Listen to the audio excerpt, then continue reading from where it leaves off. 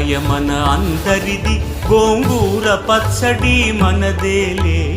ఆవకాయ మన అందరిది, గోంగూర పచ్చడి మనదేలే. ఎందుకు పిజ్జాలెందుకు బర్గర్లెందుకు పాస్తాలింకెందుకులే. ఎందుకు పిజ్జాలెందుకు బర్గర్లెందుకు పాస్తాలింకెందుకులే. ఆవకాయ మన అందరిది, గోంగూర పచ్చడి మనదేలే.